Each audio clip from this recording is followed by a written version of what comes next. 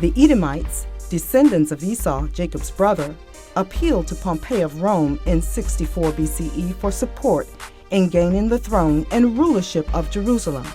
1 year later, Rome marched into Jerusalem, seized it, and placed Herod, a non-Jew, on the throne. Told of the prophecies of a king who would take David's throne and rule forever, Herod ordered the death of our male infants 2 years old and under.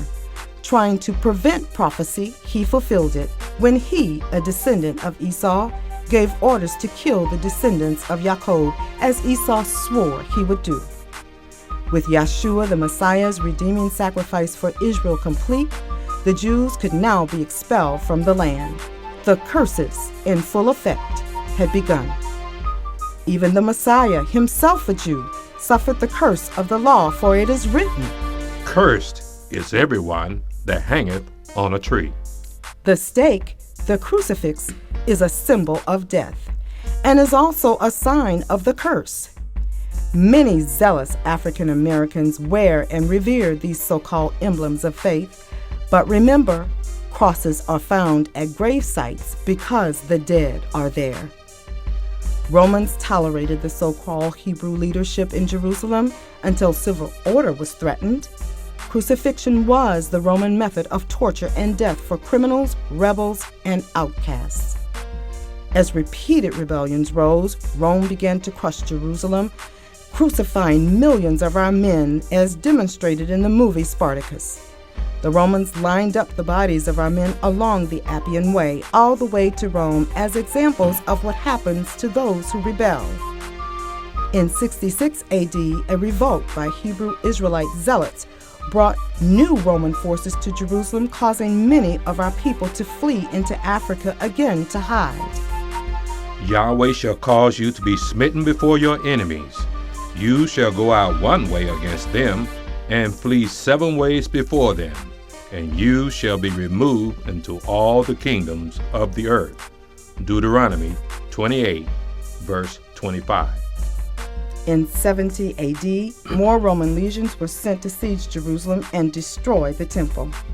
Occurring at Passover, the land and the people were decimated. The temple was torn down brick by brick, stripped of its gold and set on fire. The trees were uprooted and burned as well. Romans even cut open corpses to remove gold coins supposedly swallowed by those trapped inside the temple. The temple treasures, which now sit in the Pope's secret archives, are depicted in this Ark of Titus that was paraded in the streets throughout the provinces of Rome. Thousands of commemorative coins like these inscripted, "Judea captured," were made by melting some of the temple gold. Still rebelling against Rome in 73 AD, some Jews who encamped upon the mountains of Masada were trapped there and chose suicide rather than submission to Roman execution.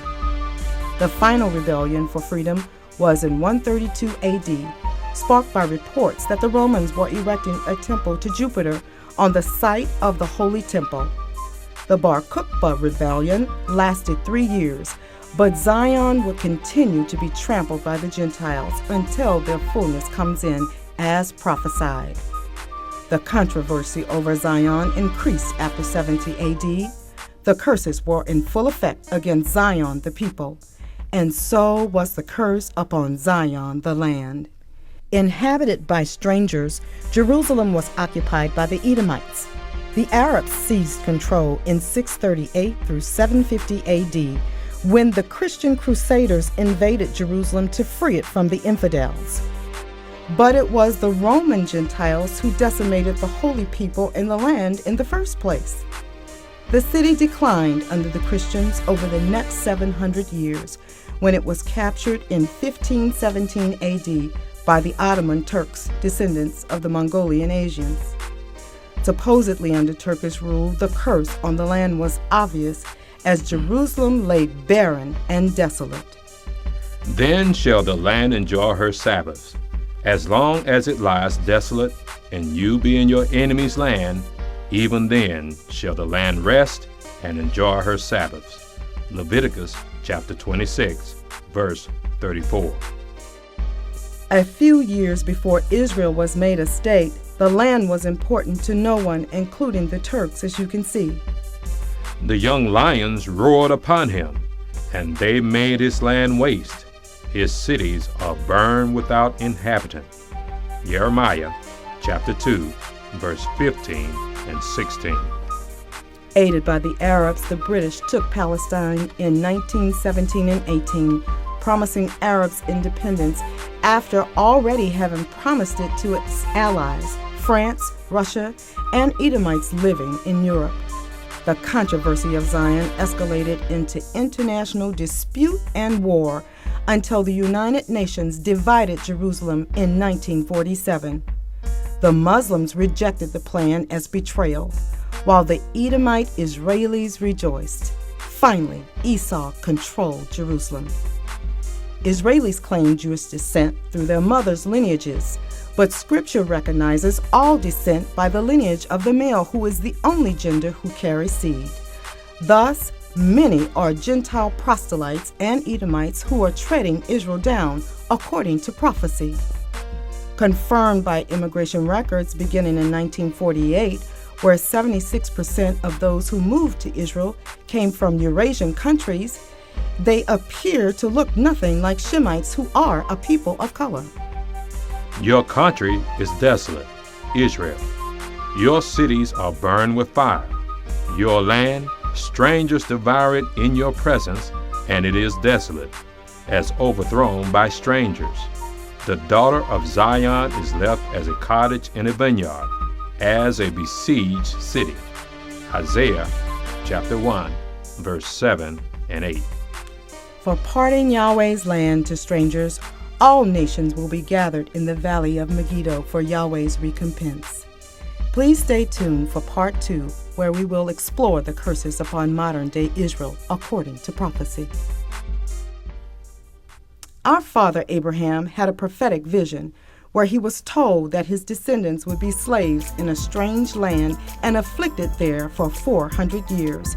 His seed would be serving the Africans in the salt, copper, and gold mines of Africa. Assisted by Muslim Arabs, Africans then sold their Hebrew slaves to Europeans, looking for free laborers to keep their system of capitalism flourishing throughout the world.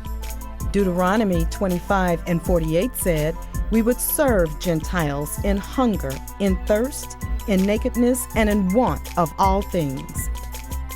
I poured my fury upon them for the blood that they had shed upon the land, and for their idols wherewith they had polluted it. Ezekiel chapter 36, verse 18. Have you ever wondered why Africa is a nation plagued with famine, AIDS, and civil war? A nation pillaged and raped of the same minerals and wealth that our people once mined as slaves? Marched to the West Coast, held in numerous slave forts or holding pens, we would pass through the door of no return into the belly of slave ships. Yahweh will smite thee with the botch of Egypt, and with the emerods, and with the scab, and with the itch, where thou canst not be healed, with madness and blindness and astonishment of heart. Deuteronomy chapter 28, verse 27 and 28.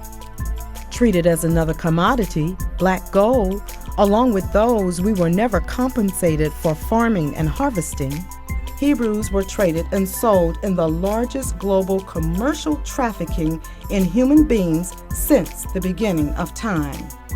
Yahweh said, "According to their ways and according to their doings, I judge them."